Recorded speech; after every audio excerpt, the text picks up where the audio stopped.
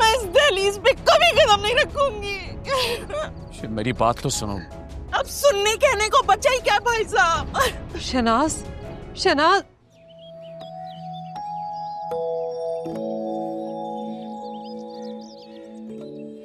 अरे मेरी बेटी और नवासा क्या कर रहे हैं यहाँ पे?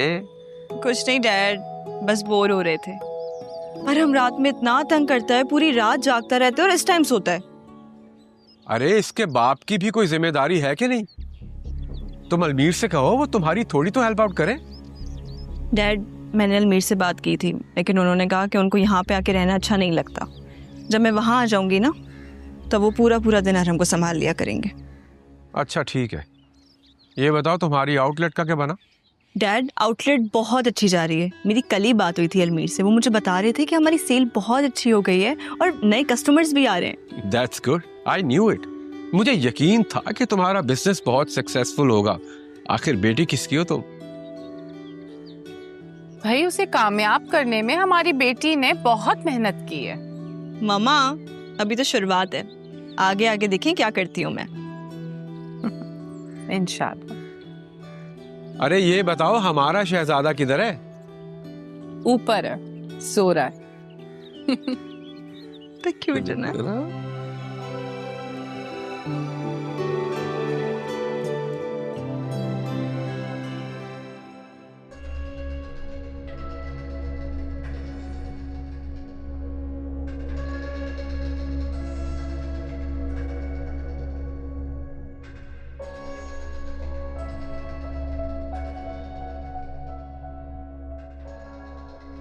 क्या देख रही हो भाई? आप कौन है? मैं शाबिर की सास। क्या शाबिर ने दूसरी शादी कर ली है? लो भाई, इस घर में किसी को किसी की खबर भी है? वैसे तुम कौन हो अजनबी जैसी, जिसे कुछ पता ही नहीं? मैं शाबिर के बड़े भाई आर्यान की बीवी हूँ, इस घर की बड़ी बहू। ओ अच्छा।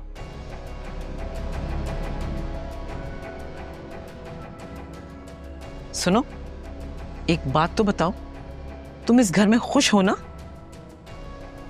आप क्यों पूछ रही है?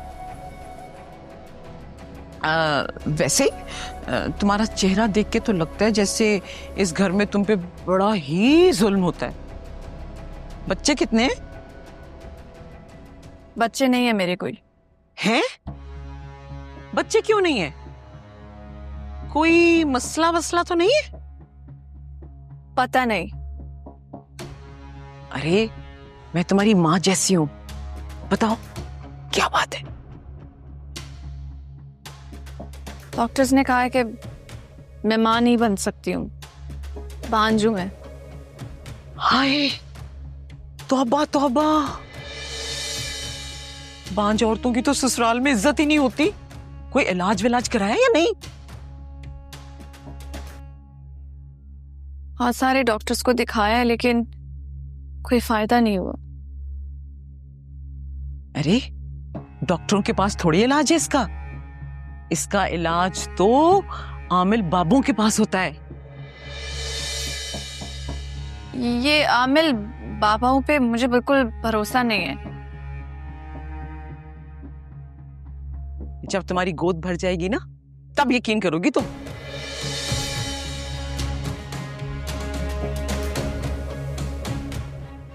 क्या वाकई ऐसा हो सकता है? अरे हाँ हाँ, क्यों नहीं हो सकता। मैं लेके जाऊंगी ना तुम्हें बाबा के पास। वैसे भी जिन औरतों की औलाद नहीं होती ना, उनकी ससुराल में कोई इज्जत नहीं होती और मियाँ हमेशा दूसरी औरतों के चक्कर में रहता है। अगर आर्यान के दिल में बच्चे की ख्वाहिश पैदा हो गई, वो तो दूसरी शादी कर लेगा। तुम्हारा क्या होगा? आंटी, वो हम मुझे आमिल बाबा के पास ले जाएंगी और काम हो जाएगा ना वहाँ? अरे क्यों नहीं होगा, जरूर होगा। थोड़ा सा खर्चा होगा।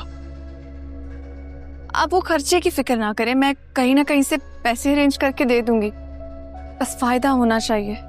अरे हाँ हाँ, तुम्हारे सारे मसले हल हो जाएंगे, बिल्कुल फिक्र ना करो।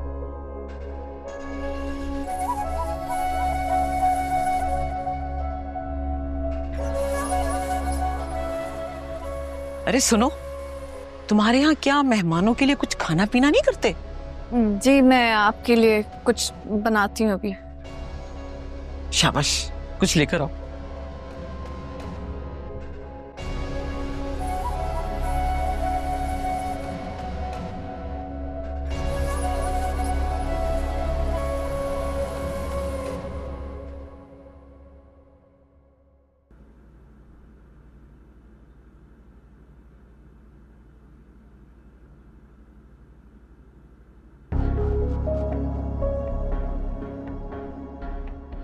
क्या बात है,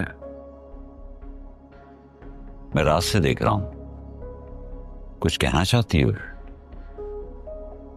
जी मुझे आपसे एक बहुत जरूरी बात करनी है। हाँ हाँ बोलो।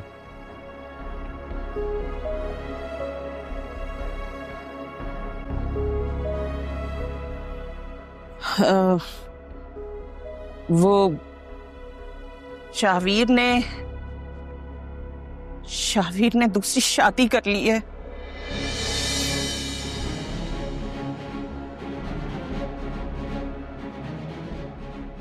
क्या कह रही हो तुम? मैं खुद अपनी आंखों से देखकर आई हूं। और ये बात तुम मुझे अब बता रही हो?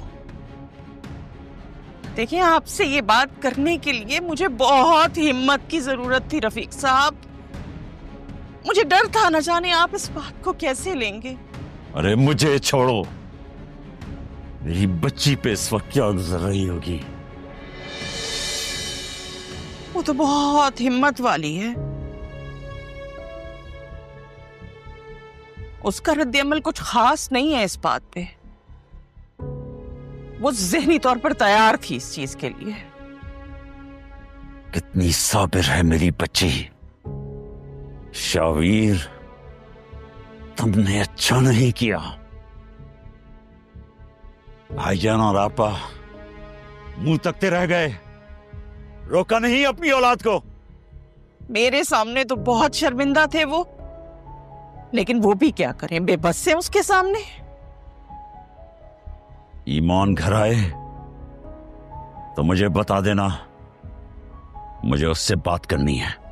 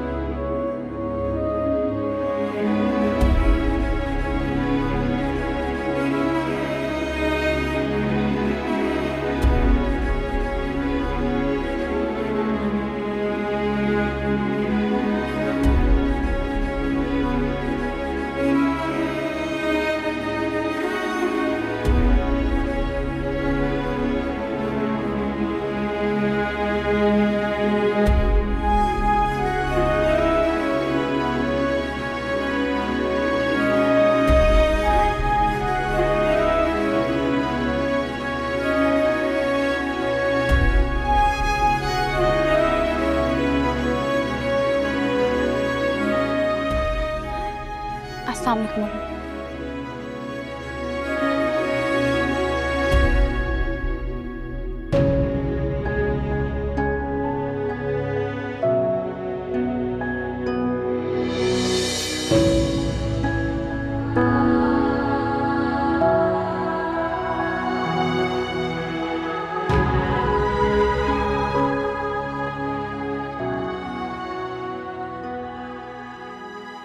बैठो। नहीं अम्मी, मैं बैठती नहीं हुई,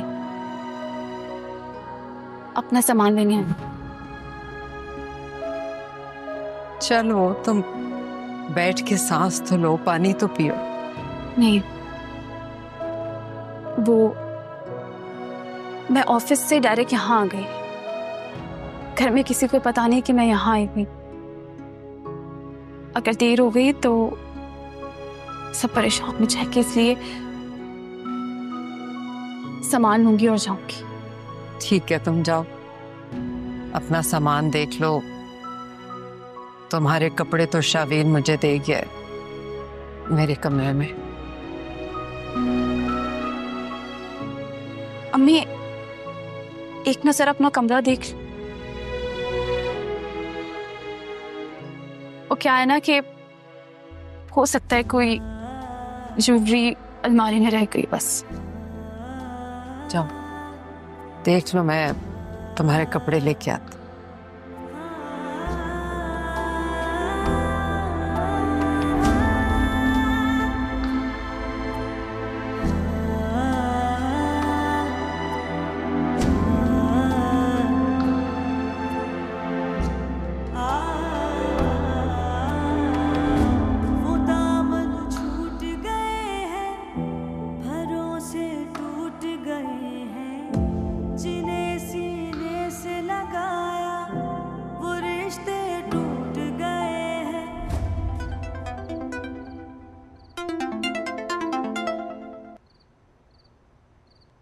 हेलो। हेलो, अस्सलाम वालेकुम। कैसे हैं आप? मैं ठीक हूँ। आपने मुझे कैसे याद कर लिया? बस दिल ने आपको याद किया तो कॉल कर दी। कोई काम था या ऐसे ही आप लोगों को कॉल करके तंग करते हैं? अरे अगर मैंने आपको तंग किया हो तो मैं माफी चाहता हूँ। मैं फोन रख देता हूँ। अरे नहीं नहीं, मैं तो मजाक कर रही थी। आप तो सीरियस हो गए। हाँ सीरियस तो हूँ, और वो भी तुम्हारे लिए। उफ, आपकी बातें। कॉफी पीने चलोगी? नहीं। क्यों? क्योंकि मुझे कॉफी पसंद नहीं है। कॉफी पसंद नहीं है, बंदा पसंद नहीं? बंदा तो पसंद है पर कॉफी पसंद नहीं है। चलो मैं आपको पसंद हूँ, इससे बड़ी और क्या बात हो सकती है। ओ हेलो, क्या हो गया? ठीक है, तो कल शाम को हम जा रहे हैं आइसक्रीम खाने। Okay done. ओके।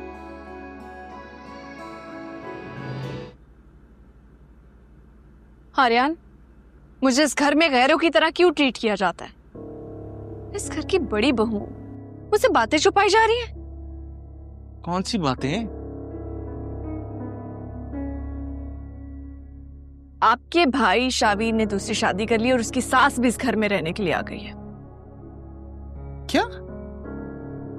मुझे नहीं पता इस बारे में।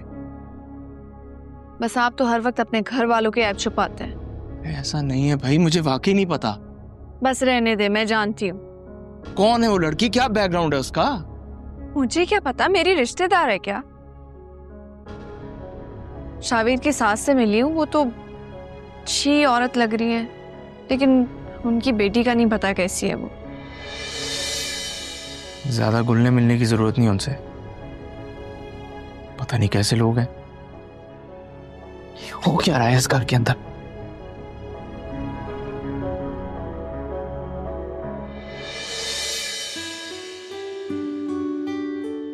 तुम्हें पता है, तुम्हें इस घर में आए हुए एक दिन हुआ है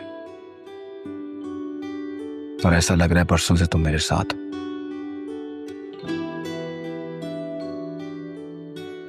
मुझे तुम्हारी आदत से हो गई है। अच्छा जी, मुझे नहीं पता था कि तुम इतना रोमांटिक हो। भाई जिसकी तुम्हारी जैसी बीवी हो उसका थोड़ा बहुत रोमांटिक होना तो बनता है। वैसे तुम कभी बदल तो नहीं जाओगे? मैं मर सकता हूं, ये बदल नहीं।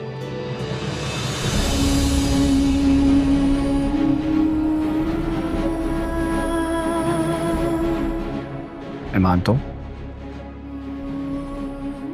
हाँ, वो मेरे कुछ जरूरी कागजात यहाँ रह गए थे, वो चाहिए। आप दोनों को कोई एतराज तो नहीं है? ईमान, तुम्हें इजाजत की जरूरत नहीं है, ये तुम्हारा ही कमरा है। इजाजत लेने की तो जरूरत है, और खुद को ये याद दहानी करवाने की भी कि एक वक्त था जब इस कमरे पे सिर्फ मेरा हक था।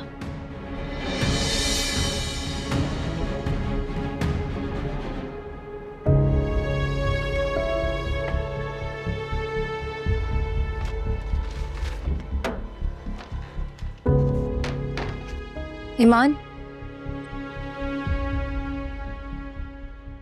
मुझे तुमसे माफी मांगनी चाहिए।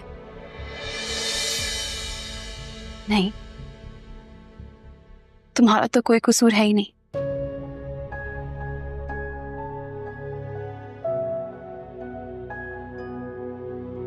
कुछ रिश्ते बनते हैं और फिर टूट जाते हैं।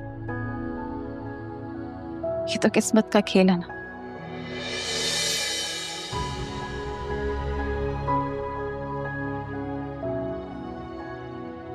और मेरा मसला तुमसे नहीं है।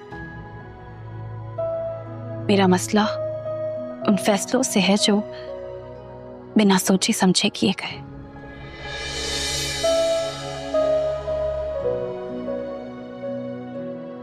मोहब्बत जानबूझकर नहीं की जाती,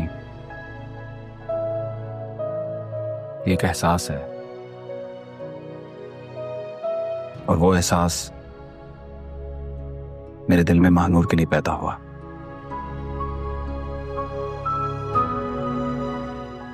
और मैंने इससे शादी कर ली। इन बातों से अब मुझे फर्क नहीं पड़ता शावीर। जो हो चुका वो हो चुका।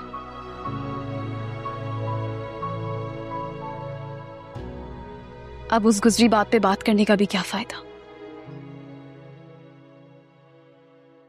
ईमान, क्या हम बात कर सकते हैं? बात?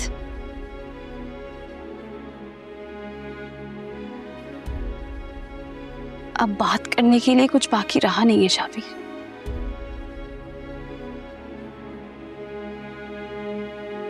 कुछ रिश्ते शायद टूट के कभी वापस नहीं आते, और अब बेहतर भी यही है कि वो रिश्ते कभी वापस ना जुड़े।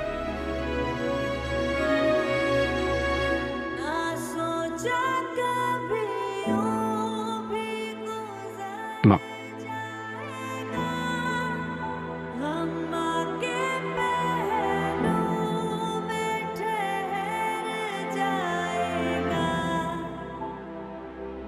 तुम्हें परेशान होने की जरूरत नहीं है। बेटा, तुम्हारे इस घर से इस तरह अचानक जाने से दिल बहुत घबरा रहा है, उदासी हो रही है।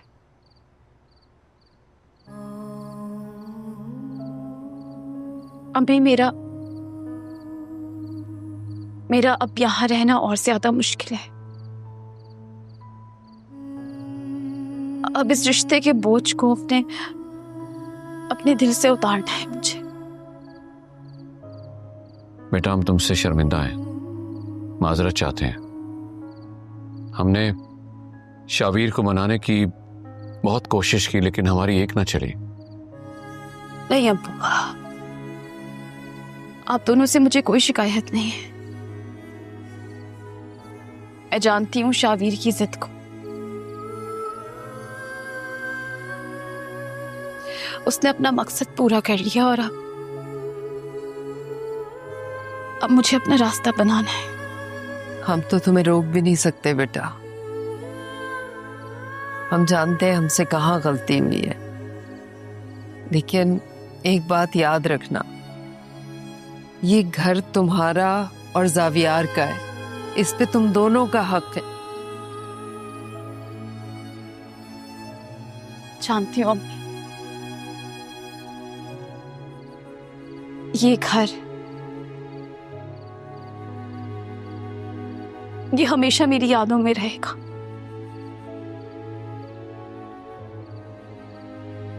मैं इस घर को भूल नहीं पाऊंगी, मगर मैं यहां रह नहीं सकती। मैं जानती हूं कि आप दोनों ने हमेशा मेरे लिए बहुत कुछ किया है, और मैं आप लोगों की हमेशा इज्जत करूंगी, मगर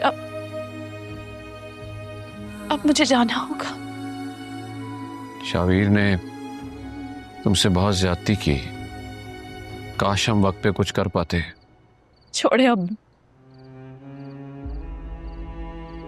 इन बातों का अब कोई फायदा है नहीं। उसने अपनी जिंदगी का फैसला किया है और मैंने अपनी जिंदगी का। लेकिन फिर भी हम अपनी गलती के लिए तुमसे माफी मांगते हैं। नहीं अम्मी, आप लोगों को माफी मांगने की कोई जरूरत नहीं है। ये मेरा फैसला है और मैंने अपने दिल की खुशी के लिए फैसला किया। मैं बस ये चाहती हूँ कि आप और अब्बू हमेशा खुश रहें।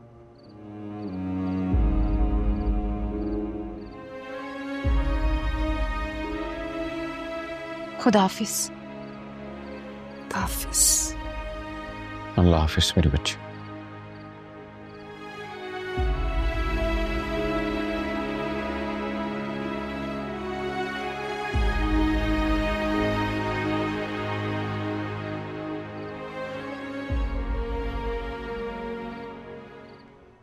उफ, इतनी मुश्किलों से सुना यार हम।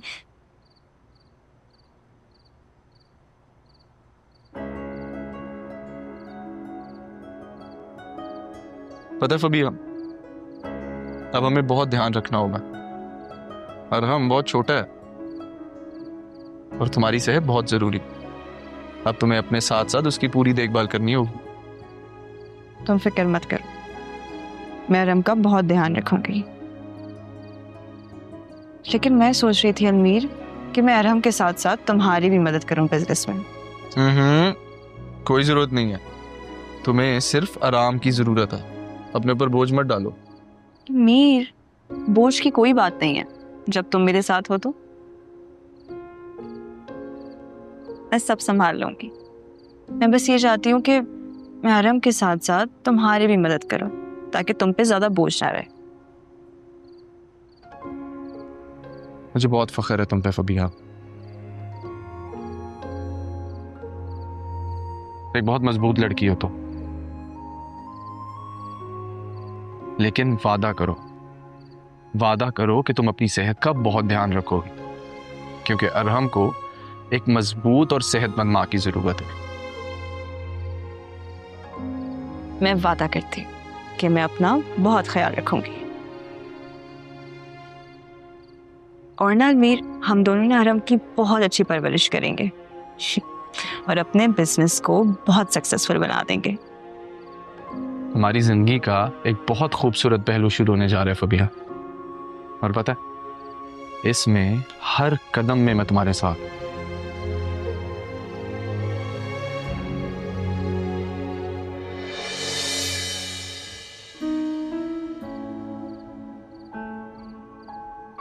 अस्सलाम वालेकुम। ईमान, कहाँ थी तुम? इतनी देर क्यों लगा दी बेटा? मैं अपने ससुराल गई थी अपना सामान लेने। ईमान, तुम्हें अकेले जाने की क्या जरूरत थी बेटा? मैं और तुम्हारे अब्बू जाकर ले आते ना तुम्हारा सारा सामान। नहीं अम्मी, मुझे खुद जाना था। मैंने हालात की आंखों में आंखें डाल के जीना सीख लिया है।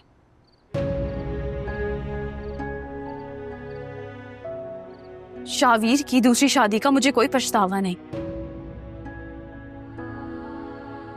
मैं कमजोर बनके जीना नहीं चाहती अम्मी। और अपना सामान भी मैं खुद लेके आना चाहती थी। तुमने बड़ी हिम्मत दिखाई है ईमान, तुम्हें तो दाद देनी पड़ेगी। शाबाश बेटा, शाबाश। तुम मुंह हाथ धो लो बेटा, मैं खाना लगाती हूँ तुम्हारे लिए। जी अम्मी, वैसे भी मुझे भूख लग रही। जाओ बेटा, शाबाश।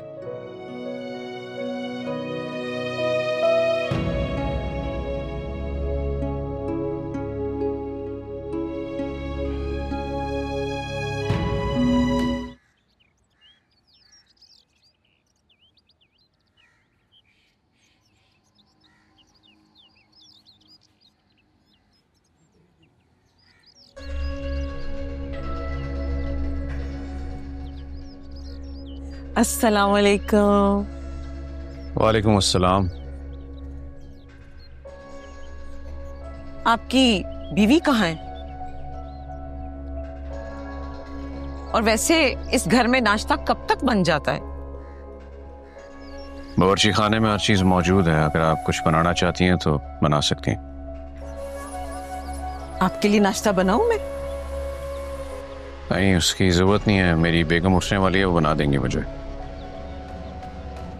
वैसे मैं अपने लिए चाय बनाने तो जा ही रही हूं, अगर आप कहें तो आपके लिए भी चाय बनाऊं? इसमें कोई हर्ज नहीं है। देखिए ना, अब आपका और मेरा एक रिश्ता है, इस रिश्ते की कदर ही कर लें। अच्छा ठीक है, बना दीजिए। अरे नहीं नहीं, आप खाली पेट चाय पियेंगे तो आपका कलेजा जल जाएगा। ऐसे करती हूँ कि कुछ खाने के लिए भी साथ बना लेती हूँ, वरना तबीयत खराब हो जाएगी। ठीक, ले आइए। जी जी बिल्कुल ठीक है। मैं ये गई और ये आई, सिर्फ 2 मिनट आपको इंतजार करना पड़ेगा। इस बुड्ढे को अपने काबू में करना पड़ेगा, आखिर इस जायदाद का कभी ना कभी तो बंटवारा होगा।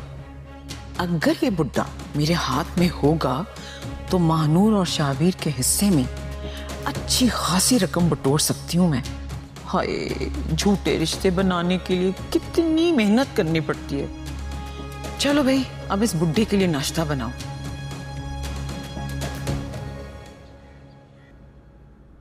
आर्यन, आर्यन मुझे कुछ पैसे चाहिए। नहीं है मेरे पास पैसे, खाली हूं मैं इस वक्त, कुछ नहीं है। मुझे 30,000 रुपए चाहिए और बहुत जरूरी चाहिए, कहीं से भी अरेंज करके दें आप। तुम्हें जरूरी चाहिए, लेकिन तुम्हें मेरे हालात भी पता है। नौकरी है नहीं मेरे पास, 1 रुपया नहीं है मेरे पास, मैं कैसे दूं तुम्हें पैसे, कहां से दूं? कमाल है, आप मुझे 30,000 नहीं दे सकते? पता नहीं कौन से शौहर होते हैं जो अपनी बीवियों का इतना ख्याल रखते हैं, उनकी ख्वाहिशात पूरी करते हैं। आपको तो मेरा एहसास ही नहीं है। किस्म की औरत हो तुम। तुम्हें ये बात समझ नहीं आ रही कि जेबें खाली है मेरी, नौकरी नहीं है मेरे पास, और तुम्हारी फरमाइशें नहीं खत्म हो रही यहाँ पे। कुछ एहसास है तुम्हें? ये सिर्फ अपनी जरूरियात नजर आ रही हैं? और क्यों चाहिए तुम्हें ये पैसे?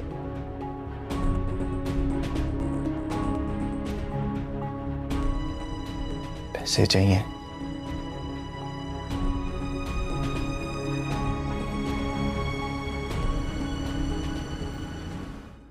आज तो दिल बहुत जोर से धड़क रहा है ईमान। अल्लाह करे आज हमारी प्रमोशन हो जाए। तुम्हें पता है, मैं तो ख्वाब भी देख चुकी हूँ कि बॉस ने सबके सामने मेरा नाम लिया है और सब खड़े होकर मेरे लिए तालियां बजा रहे। ख्वाब तो मेरा भी कुछ ऐसा ही है।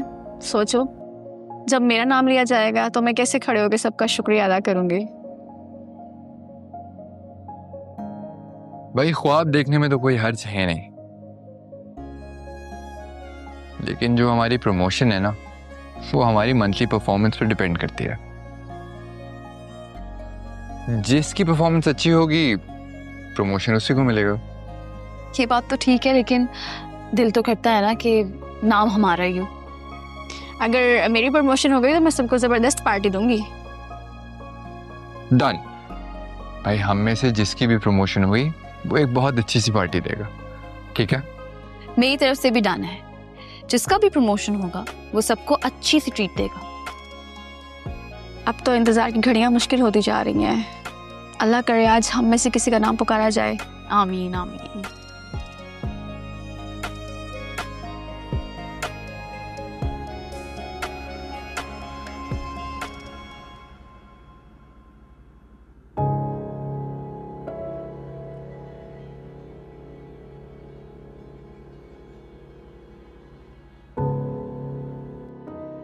अम्मी,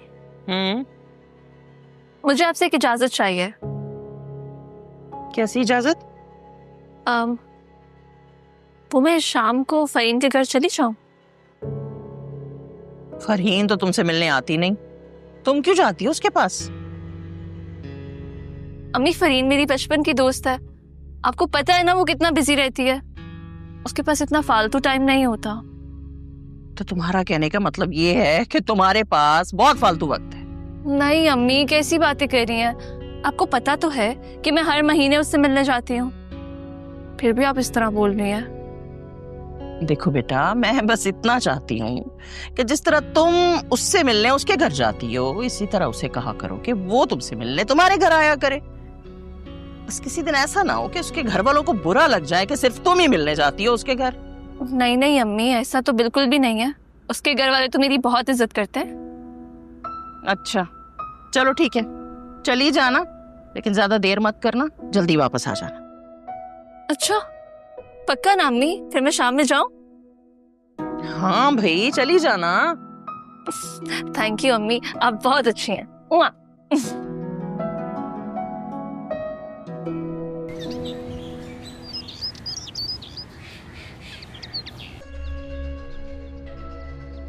उदास ना हो महक, मैंने अपने आमल बाबा से तुम्हारे लिए बात कर ली है। क्या सच में?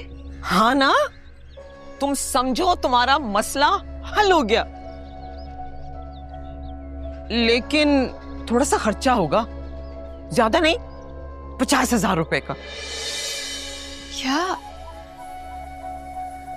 50,000? लेकिन आंटी मेरे पास तो 50,000 नहीं है। औलाद पैदा करने के लिए तुम 50,000 रुपए नहीं खर्च कर सकती हो? सुनो, डॉक्टरों के पास जाओगी तो लाखों रुपया खर्च हो जाएगा और पता नहीं नतीजा निकले भी ना निकले, लेकिन बाबा का काम आजमुदा है 100%। मुझे इस बात का यकीन है आंटी, लेकिन इतनी बड़ी रकम मैं एक साथ नहीं दे सकती हूँ। मैं आधे आधे करके दे दूंगी। हाँ हाँ, कोई बात नहीं, हम बाबा से बात कर लेंगे, तुम बेफिक्र हो जाओ। थैंक यू आंटी, मैं वाकई बहुत परेशान थी, आपने तो आके मेरा मसला ही हल कर दिया। अरे अब मैं आ गई हूँ, तुम्हारे सारे मसलों के हल निकल आएंगे। महक, मुझे अपनी माँ की तरह ही समझो। सुनो, शाम को तैयार है ना? कल हम बाबा के यहाँ जाएंगे। ठीक है। और ये बात तुमने घर में किसी को नहीं बतानी। हाँ आंटी, आप बेफिक्र हो जाएं, मैं ये बात किसी से नहीं कहूंगी। तुम जानती हो ना मैं बात क्यों कह रही हूँ? तुम्हारी सास खामखा नाराज हो जाएगी, कहीं ऐसा ना हो कि अरियान को तुम्हारे और मेरे खिलाफ कर दे। वैसे इस काम में कोई हर्ज नहीं है, लेकिन तुम्हें पता है ना, लोग यकीन नहीं करते। जी आंटी, मैं ये बात बहुत अच्छे से समझती हूँ। मैं ये बात आपकी और अपने दरमियान ही रखूंगी, घर में किसी से नहीं करूंगी। चलो ठीक है, आ जाओ, चाय पीते हैं। तुमने ईमान को सारा गोल्ड क्यों दिया? हाँ, वो गोल्ड तुम कहीं और भी तो रख सकते थे। तुम्हें ये बात समझ में क्यों नहीं आ रही है? ईमान का अब इस घर से कोई ताल्लुक नहीं है, तो इस घर की किसी भी चीज पर उसका कोई हक नहीं है। देखो मेरी बात सुनो, वो सब चीजें उसी की थी, अगर वो ले गई है तो क्या फर्क पड़ता है? फर्क पड़ता है, मुझे बहुत फर्क पड़ता है। देखो, मैं तुम्हें साफ साफ बता रही हूँ, तुम मुझे एक नया गोल्ड का सेट बनाकर दोगे।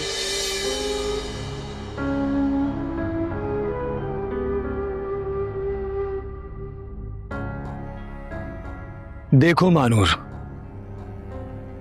मैं तुमसे इतनी मोहब्बत करता हूं कि मैं तुम्हें सर से पांव तक सोने में तोल दूंगा। मुस्कुरा दे। अच्छा हुआ तुमने उस ईमान को छोड़ दिया। मैं तो कहती हूँ कि उसे तलाक ही दे दो, छुटकारा मिल जाएगा उससे।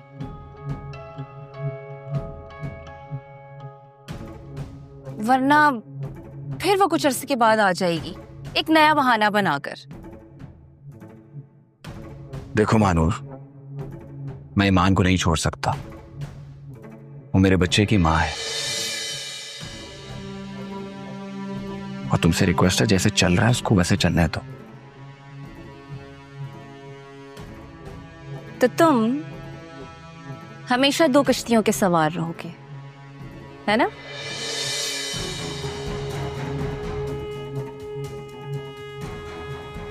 देखो मान,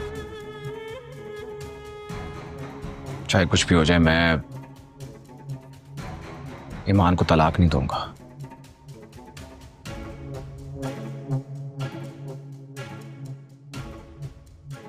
समझाना मेरा काम था। अब आगे तुम्हें समझ आए या ना आए, तुम्हारा खुद का फैसला है। अच्छा, ये क्या सुबह सुबह तुम बातें लेकर बैठ की हो? मुझे ये बताओ, तुम्हारे पास कितनी सेविंग है? मुझे कुछ पैसे चाहिए। शावीर, अभी मेरे पास है ही कहाँ कुछ। जितने भी थे वो तो मैंने अपने कारोबार में लगा दिए हैं।